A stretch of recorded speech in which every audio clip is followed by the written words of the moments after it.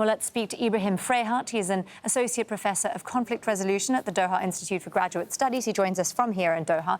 Ibrahim, I'll start by asking you what you make of the agenda in Berlin. There are obviously a number of tricky issues on the table, foreign fighters, these elections. Are you optimistic about progress? Well, two major challenges are facing the Berlin conference. One is holding the elections, the national elections, on December 20th.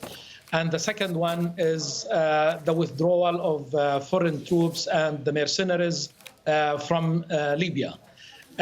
This is quite ambitious agenda for the conference. I think that the elections can be done.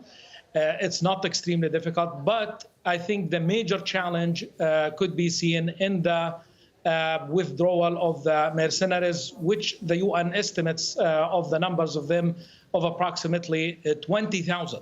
And the other foreign troops, as we know, we have from different countries, and that's where the major challenge is. So not sure about fully optimistic, but I can tell you that the conditions have changed significantly from the first Berlin conference back in January 2020.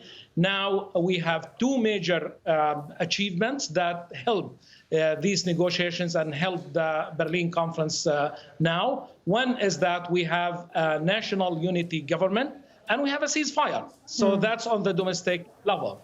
In addition, I think also on the external factors, many things also have improved. We have one of the key factors that prevented progress in the first Berlin conference was Turkey-Egypt relations. Now we have much better relations between the two countries.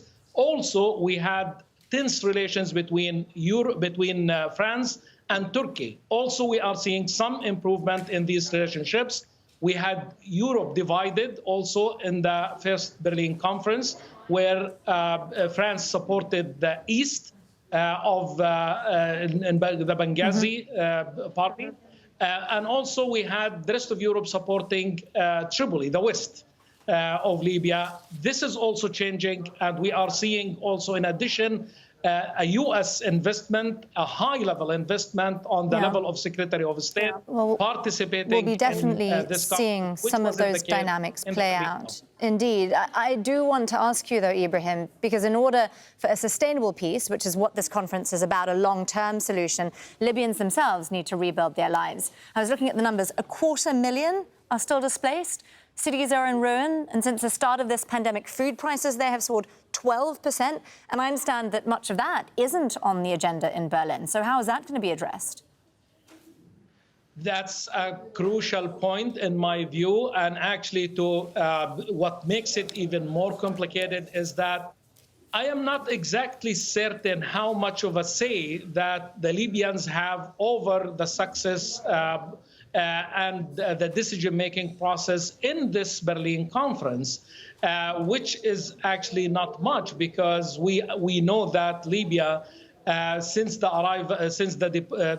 collapse of the Gaddafi regime, became a battleground for many regional players. Europe, all they have investment and they have agendas in Libya. In addition, of course, in order, actually, this is your question, in my view, is linked to the withdrawal of the foreign troops and the mercenaries. For these countries, actually, they need to see probably they're given a part of the reconstruction process. In order probably for Russia to withdraw, or to withdraw its forces, though Russia does not agree that they have forces. They have security contractors through Wagner, and also Turkey has officially has troops there. In order to be able to convince them to leave, I think they are expecting some major contribution or taking a major role in the reconstruction process, which is also bartering still to come, indeed. Yeah. Ibrahim Freyhat there, an Associate Professor of Conflict Resolution at the Doha Institute for Graduate Studies. Always great to get your thoughts on Al Jazeera. Thanks for joining us again, Ibrahim.